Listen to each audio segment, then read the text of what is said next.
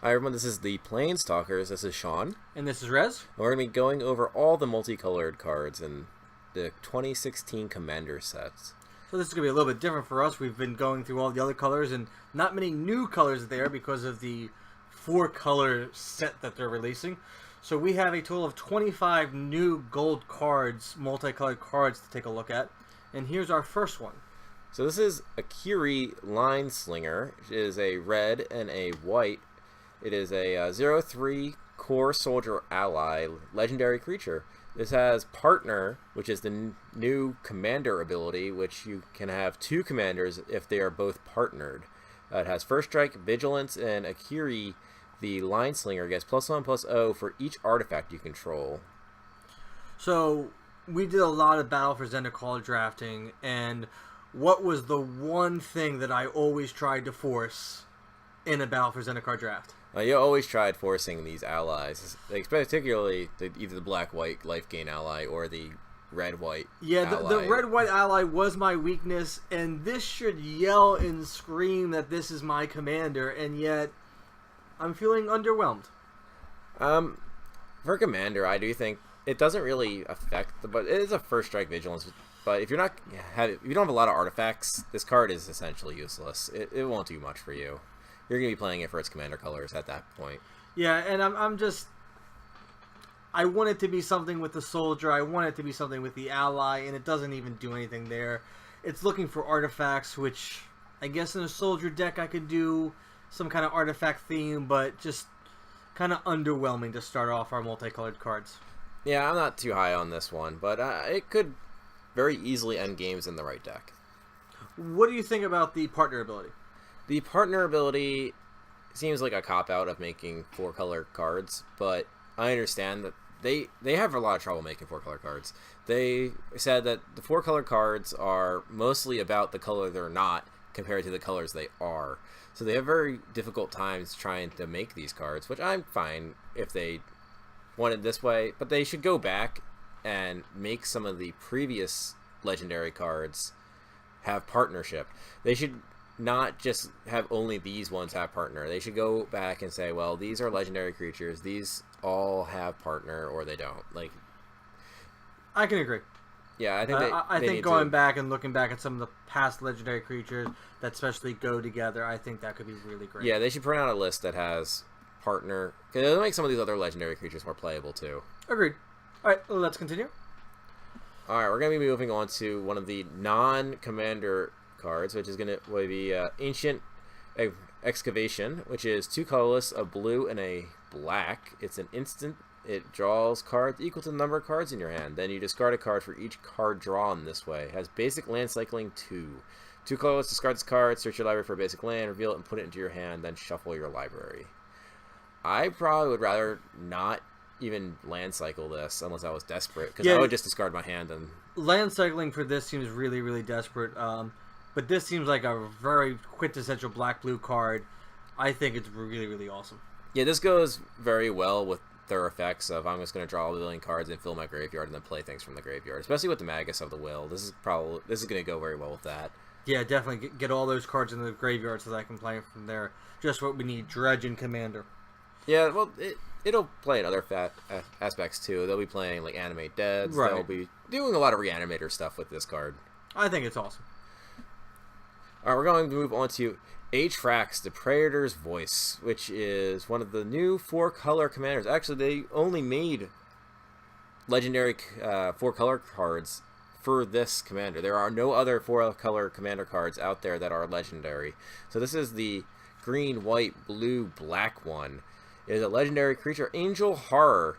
So that's some flavor there for you. Absolutely. It's a 4/4 flying, vigilance, death touch, lifelink.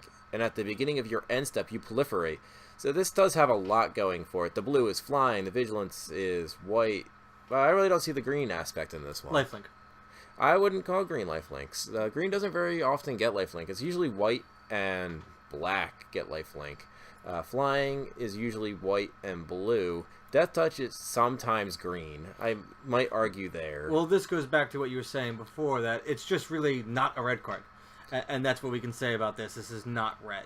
Yeah, you can very easily say that these abilities are not red. There's no First Strike. There's no Menace. So this is very a non-red card.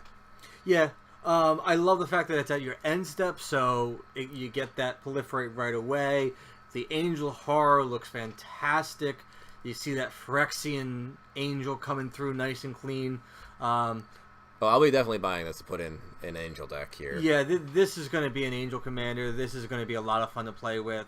It's going to do a lot of good things. I think this is a really great 4-color commander. Yeah, I think this one's a real win. We're moving on to Brea, Ethereum Shaper. This is another one of the 4-color commanders. This is the white, blue, black, red commander. This is a legendary artifact creature, -human. So it's a legendary artifact, and it's a 4/4. So when Brea, Ethereum Shaper enters the battlefield, create 2/1 with Thopters with flying, so that's very blue.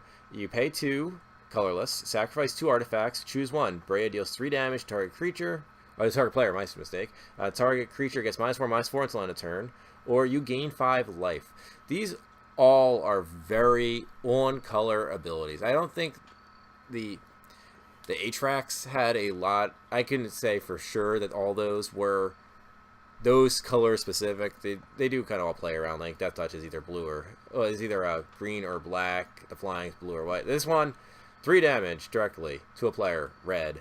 -4/-4, that's definitely black. Gain 5 life, that's definitely white. Thopters, blue Thopters, that's definitely blue. This card is representing all 4 colors of itself very well. I think it's a really, really great 4-color commander. I think this is probably going to be their standout one that they made, especially because, like you said, it's very clearly white, very clearly blue, very clearly black, very clearly red.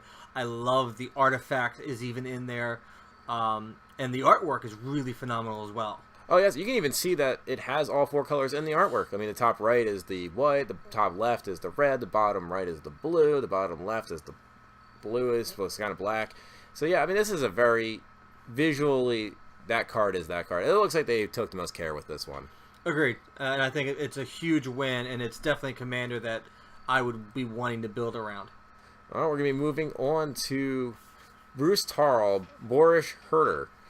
So he is 2 colorless, a red and a white. He is one of the partner cards. He is a legendary human ally, 3/3. Whenever Bruce Tarl, Boorish Herder enters the battlefield or attacks, target creature you control gains double strike and lifelink. This is a Boros' deck's dream when you get those big creatures and now you give it double strike and lifelink. I like it. Yeah, he is a very aggro-y commander. And the nice thing is he can give himself double strike and lifelink when he attacks. So you aren't just losing out on that. It's not another creature, it's target creature. So you can give himself that double strike, and that's going to be very relevant for these commanders. Yeah, he's going to be a commander that I got a feeling is going to be coming in and out of the command zone quite frequently. Yeah, I think he's going to see a lot of play as well. Next, we're going to move on to one of the non-legendary creatures with Grave Upheaval. It's a 4 colorless, 1 black, 1 red sorcery that puts target creature card from a graveyard onto the battlefield under your control. It gains haste. It has land cycling 2. Discard this card, search your library for a basic land card, reveal it, and put it into your hand. So once again, another card that has land cycling, and I really don't know why I want to use it on land cycling. I want to use that first ability with all I can. Yeah, the land cycling on this doesn't seem as much of a detriment to it than the excavation, because that one you're gonna draw 7 or whatever. Right. You're gonna draw probably your basic land that you're searching for anyway, plus a new hand.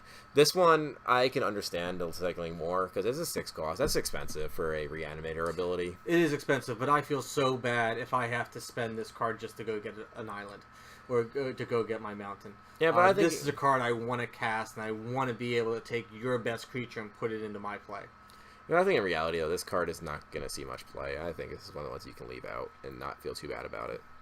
This is true. Yeah, we have many better reanimator abilities in Commander currently, so this is just like uncommon, so I'm not too bad dropping this out of my deck. So we're going to move on to Urkra Shidikwi, the Usurper. And this is where we get to the part where I am glad that you are saying the names and not me, because I will not take any part in mispronouncing all these terrible names. Yeah, that one was a odd name, but it's 3 colorless, a black and green here. He's a 3/7. That is a big creature there. It's a Naga wizard, so you get your snake lord, well, your snake champion here, so that's very playable. He has menace. Whenever a creature you control deals combat damage to a player, you gain life equals to that creature's toughness. So there's the two colors represented very strongly there. It has partner.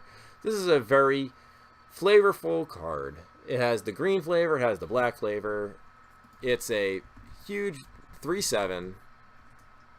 So it is I think a very playable card. I like this card a lot. It has big butt. He has good ways to get through. This is going to be real funny in an assault formation deck, where I'm taking all my big butts and making them heavy hitters and gaining life because they got big butts.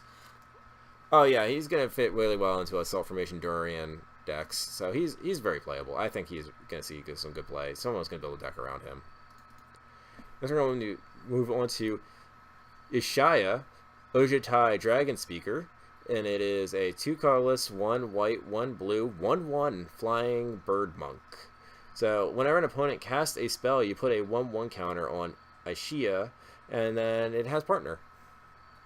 This is an interesting one. It's kind of got a little bit of prowess, but reverse prowess. Yeah, this feels more like a green ability again. With like how you had Mana Gorge or Hydra. Green usually gets those abilities that when people cast spells, you put 1/1 counter. So this really feels like a miss to me on that flavor aspect. This could have been easily a white-green or a blue-green card. I think this actually should be a blue-green card. A blue-green card would have been really nice. But overall, I think it's going to be a real interesting card. It's definitely a commander that I could see playing. I want to partner it with the right card, because I don't think this commander itself does enough. But definitely a card I would like to see in my commander deck. Oh yeah, this guy's good. He'll get really big very quick. He can end games by himself. He's a flying commander that gets bigger. He just wins there. But I think as a flavor for what he is, the only reason he's blue-white is because his name's Ojitai. Yeah, I can agree there. But the artwork is quite awesome in it. It really kind of reminds me of a little bit of Egyptian theme going on there, especially with the legs and the braces on his ankles. So maybe we'll see something like this in the next set coming up.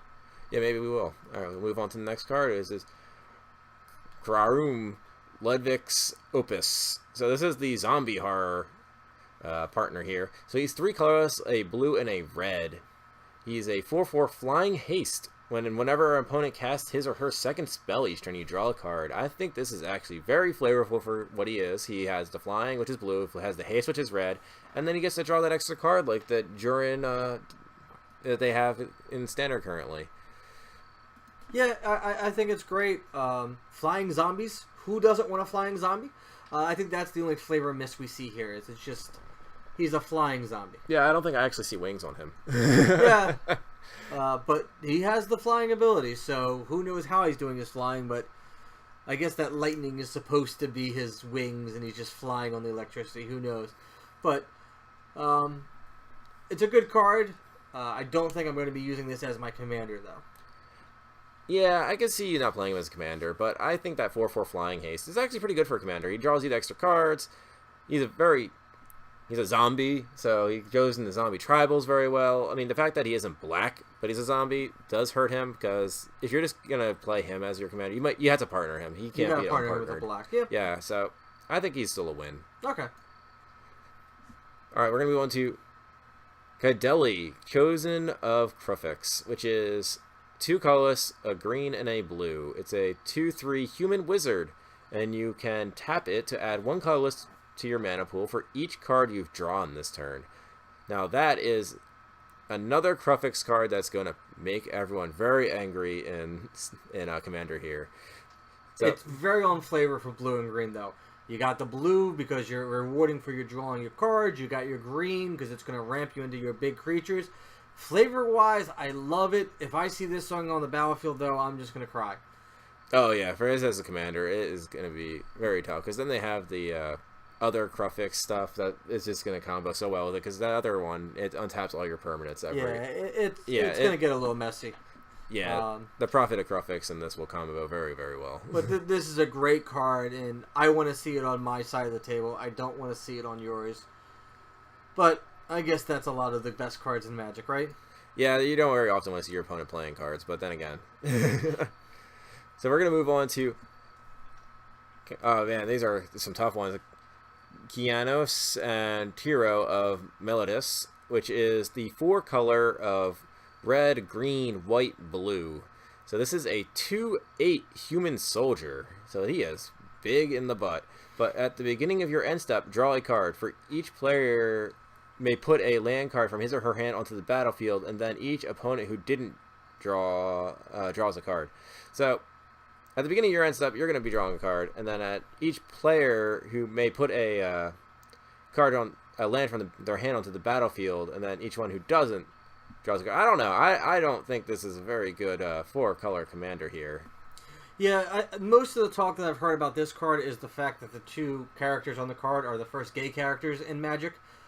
So when you're more interested in the art and the story behind the card, that doesn't bode too well for the card itself. Yeah, this card is very unexciting. I mean, at the end of your end step, you're paying basically 4 to draw 1 card when you play it, and then each player can either put a land onto the battlefield or draw a card. That is just so powerful to give to your opponent. I don't think this card can be played in Commander. That's how bad it is. Yeah, I really don't want to be giving my opponent 2 good options to choose from like that.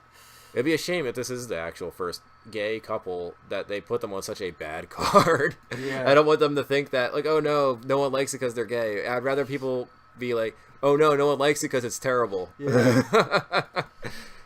Then we're going to move on to Ludwig himself, the Necro Alchemist. He is 1 colorless, a blue and a red. I think his zombie horror should have been black and blue. Yeah, so he could why was he himself. Why is he not pairing well with his own creation?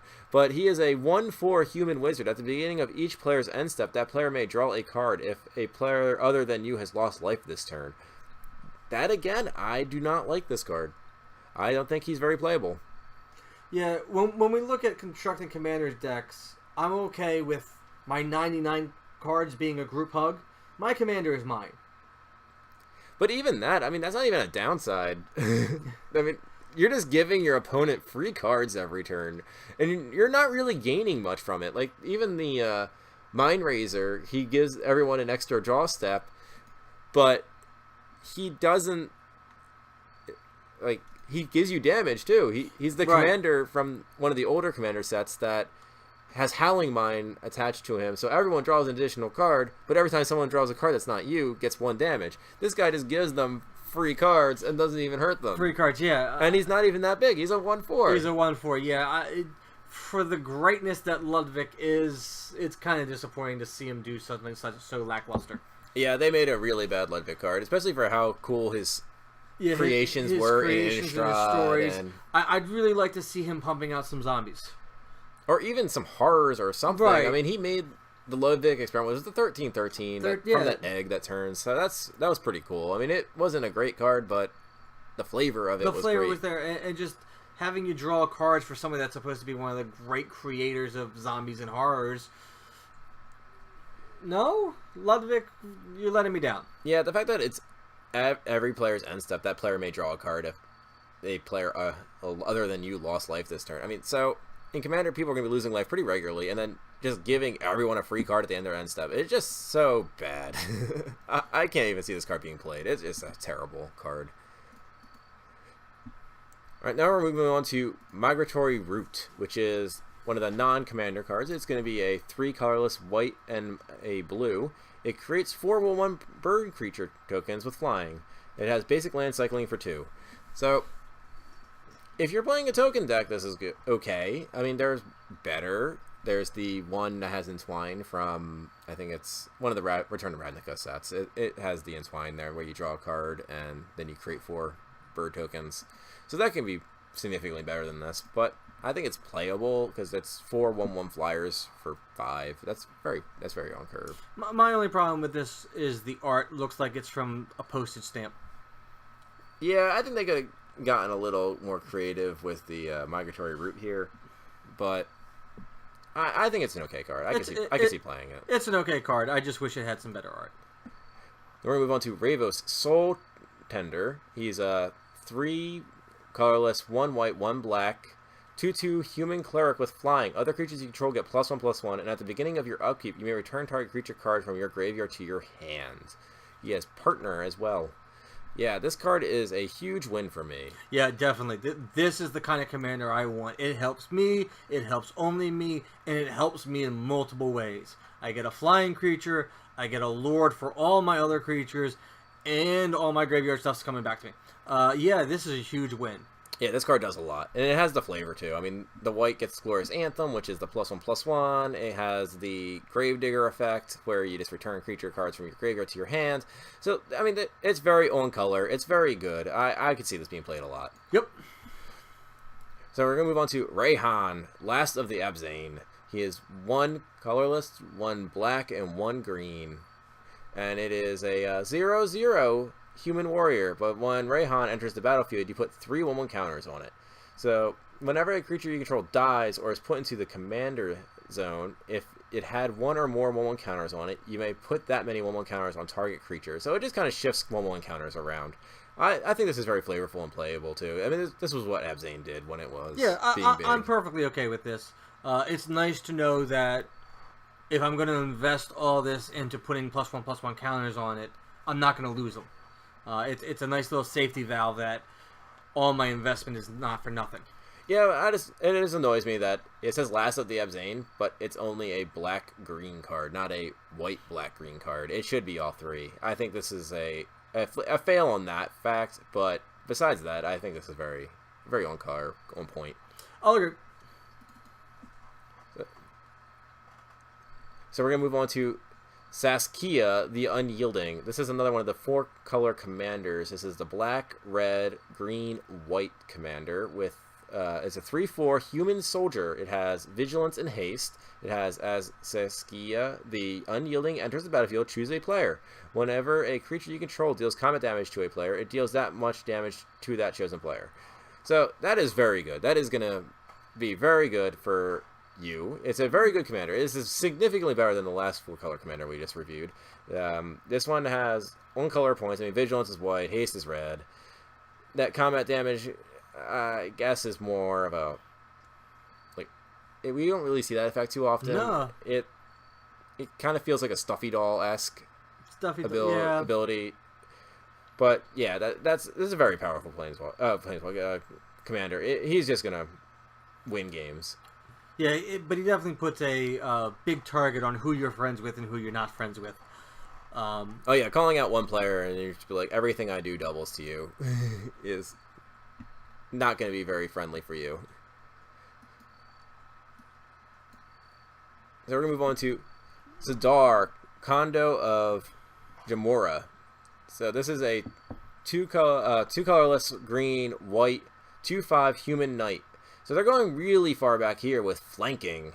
Yeah, flanking is an ability that most people predict they wouldn't see again in Magic. But I really was quite surprised when we pulled this card up and I saw the word flanking. I thought for sure that it had gone the wayside, and if they brought it back, they were going to bring it back in some other fashion.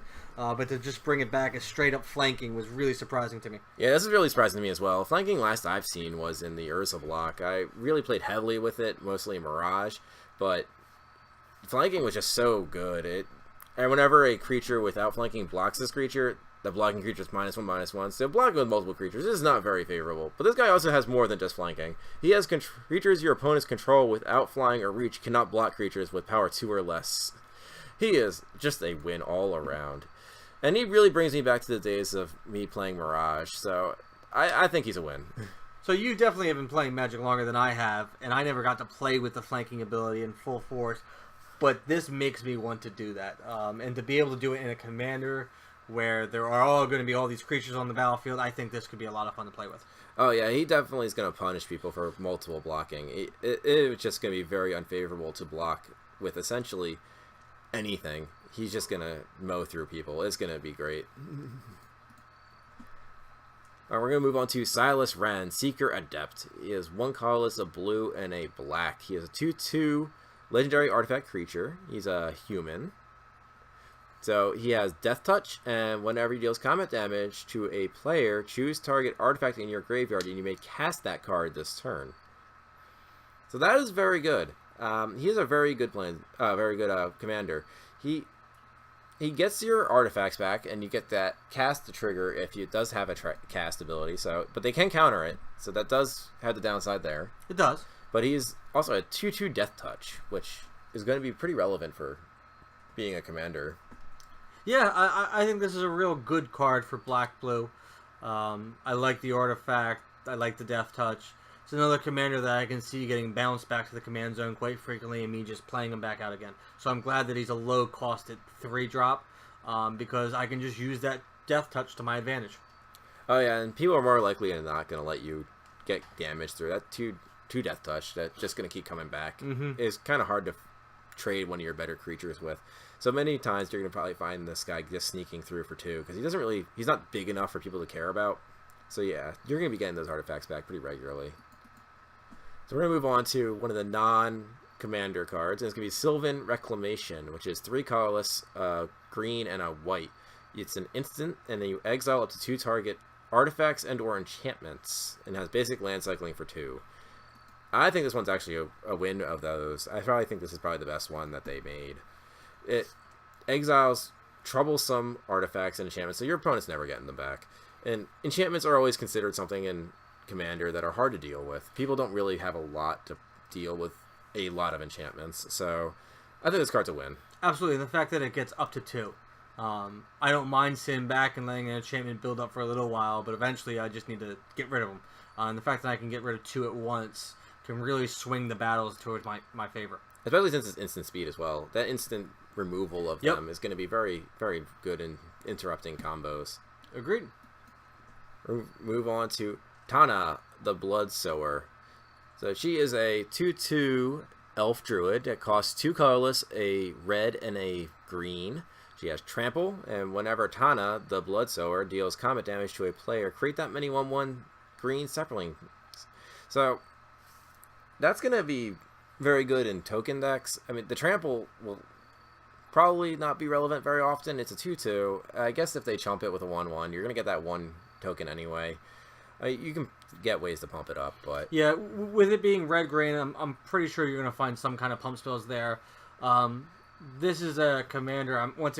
This is one of the commanders I'm happy has partner because it's not a commander I'm happy by herself, but you pair her with some other commanders and she can become really powerful and really awesome. Yeah, but I think we're also missing one of the more important facts too. It's an elf druid. Yep. It's going to get bigger from elf decks. Elf decks are just going to love playing this card. So it's going to be big from being that. It's going to be bigger from being a druid. Those are very relevant creature I think types. she's a really good commander. And the flavor is really on. I mean, creating the green sapperlings, getting the trample from the red. I like both. Yep. All right, we're moving on to the one that's now in Italian. So we're going to pull up the actual translation of the card as well. So here it is. So we have Thrasios, Triton Hero. He is 1 green, 1 blue, legendary Merfolk. It is a 1/3, and it has pay 4 colors, scry 1. Then reveal the top card of your library. If it's a land card, put it onto the battlefield, tapped. Otherwise, draw a card. That is a very blue ability. I think it's very expensive, though. I think that 4 mana to ramp 1 land, that is just way too much. I think they should have been, like, maybe like a blue and a green, and just got rid of that 4 colorless for it. 4 mana, but I either get a land or I get to draw a card, and I get to kind of set it up depending on what I want to do, because I get to scry first. I think if it was any cheaper, it would just be so much better that it'd be crazy. 4, I think it's okay. I think 4 is just too high for it. That ability is relatively, to me, a exploration that isn't as good, or like a druid satchel, or any of those cards that you just reveal the top of your library. If it's a land, you get it. If not, you just draw it. And there are plenty of cards that have this ability that are significantly cheaper, and the fact that it's a Merfolk might make it playable.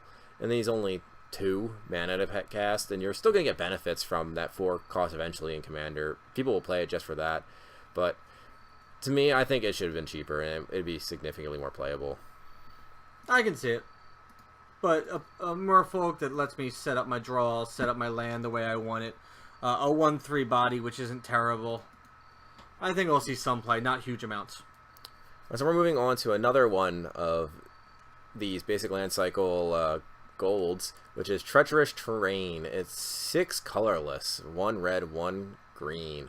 Treacherous Terrain is a sorcery. Whenever it deals, when you play it, it deals damage to each opponent equal to the number of lands that player controls. And that's basic land cycling 2. So this is very, very costly. 8 mana is a lot. 8 mana, but it's a really nice finisher for a red-green deck, where you may be trying to push through that last bit of damage that you got out real quickly, and now you're trying to struggle to get through a last bit of damage. And the fact that it spreads it across everybody. I don't have to worry about somebody getting me on the crackback. Maybe I can just finish all my opponents all at once. Yeah, I don't know. I think this is one of the ones that you drop from a deck too. There's a lot of effects that do this already that are significantly cheaper. I don't understand why they made it so expensive, besides to make it just kind of relevant when you play it. I mean, there's a Price of Progress that does non-basics that costs 2. Yeah. So I don't know. I think it was a little overcosted. Does that have basic land cycling? That ever important keyword we have here? And we're gonna move on to Timna, the Weaver. It's 1 colorless, 1 white, and 1 black. It's a human cleric, 2/2. It has lifelink, and at the beginning of your post-combat main phase, you may pay X life, where X is the number of opponents that were dealt combat damage this turn. If you do draw X cards, these are very flavorful colors. I mean, the lifelink's white, it's the other ability's black. Very much in the white-black realm. It's a 2/2 though, so. But it's for 3. It's 2/2 for 3, yeah. And it doesn't have to attack in order to activate that ability, which is nice. So it can just sit back and just let all the other creatures attack, and you can still draw the cards from it. Yes, and you can use this to draw a good amount of cards. I mean, this is going to be a played card. I think it's going to be very good. Do you like it as your commander, though?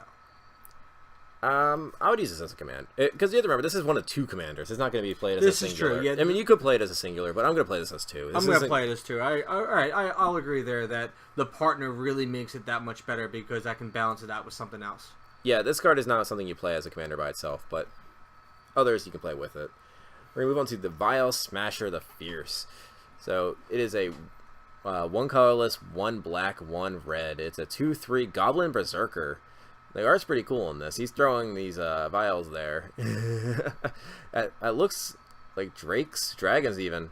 So yeah, I like this guy a lot. He has let me pull it over. Whenever you cast your first spell each turn, Vile Smasher the Fierce deals damage equal to that player spell's control for the mana cost to an opponent chosen at random. So he doesn't really get to choose who he deals damage to, but you're going to be doing a lot of damage with this guy. Yeah, I love the artwork on it. That purple lightning is just phenomenal. But I think we've got to bring it back to our Spy Master. Playing these 2 together just seems like I can have all the fun with all the goblins. Yeah, I mean, for artwork standpoint, I would play both of them, but I would actually play the Vile Smasher. That dealing damage equal to the converted mana costs of spells you're playing can be so huge, especially in Commander when you're playing such big spells.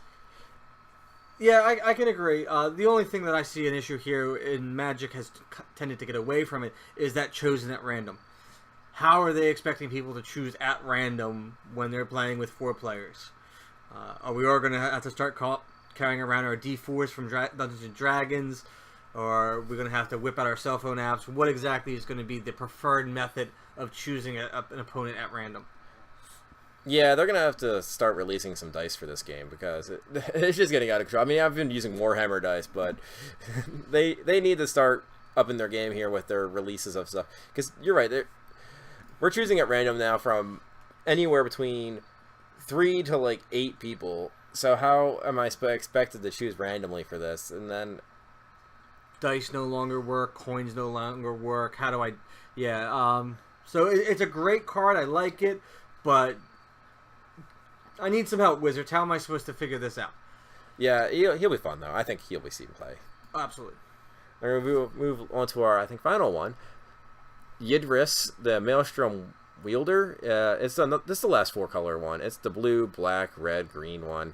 It's a 5/4 Ogre Wizard. It has Trample, and whenever Yidris Deals combat damage to a player as you cast spells from your hand this turn. They gain Cascade. So that is a very strong ability. Yeah, that is another ability that I really thought Wizards had learned their lessons on and was not going to bring back. Yeah, Cascade is very good. Especially since now all your spells are going to get it. Like, you're just going to attack and hope that he gets through. Especially since that trample, he might actually get through. And then you just get everything with Cascade. He's a 5/4 trample. Chances are he's going to get something through. Yeah, he's going to get through at some point. And then you're just going to Cascade away. So I think he's very playable. So we have some definite losers in this entire thing. Yeah, he's not one of them. Yeah, we had some definite losers. We definitely had some good cards there too. But yeah, to bring back Cascade is just really weird to me. Yeah, they really went all out with this set of nostalgia. It's very nostalgic. It is very well. We had remember all these fun janky abilities that we had that we pretty much never going to play again because they're too broken to put in the standard. It was let's just put one of each into this. Yeah, which is kind of weird, but I'm kind of glad they did it because I don't think they'll break anything. They're not going to break Commander. They're already in Legacy and Vintage, so they're not going to break anything more. Well, yeah, and these abilities are already in Commander as well. I mean, everyone can play Cascade if they really felt like it. So, as we do with all our colors, we need to pick our best one, and this time we've actually got a plethora of different cards to choose from. So what is going to be your pick for the best gold card that we have for Commander 2016? Ooh, these are some tough choices here. I really like the 4-color commanders. I think I would play almost all of them except the couple there. Yeah, this one, the Kianos and Tiro of Melodus. I think this card is just terrible. I wouldn't even waste my money on this in this deck unless there was something really playable in it. But I think the Angel gets my vote for the best because it's just to me iconic Magic rolled up into one. It's got the flying, it's got the vigilance, it's got death touch and lifelink, and then I get the proliferate on top of that. It's a 4/4. It just seems to do all the things I want a commander to do. Yeah, she really does it all. Atrax is probably one of my favorites of this. I love the artwork. I love the card. I mean, but most of these cards are very good. I like a lot of the commander. There's definitely losers in it, but like I would play, like I said, all of the 4 colors except the couple. They are just terrible. It's such a shame too, guys. You would think that 4-color cards they could have done so much with, but they left out so many abilities on that card. It is essentially unplayable. Like just giving your opponents cards and getting no return on it. Like what about this card screams 4 colors? Yeah, absolutely nothing.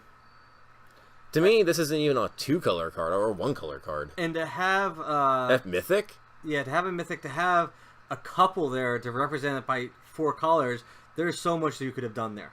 And I think it's really a shame that they dropped the ball on that. Yeah, I don't even know what they were thinking when they printed this card. There was so much they could have done. And, yeah, I mean, yeah, you get to put an extra land on as well.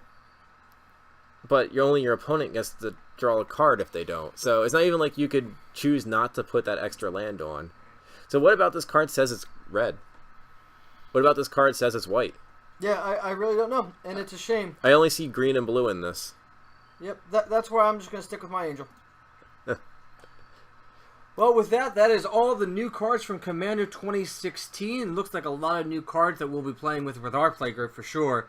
And a lot of fun, interesting events to happen and rules to figure out. With that, I'm Rez. I'm Sean. And we'll see you later.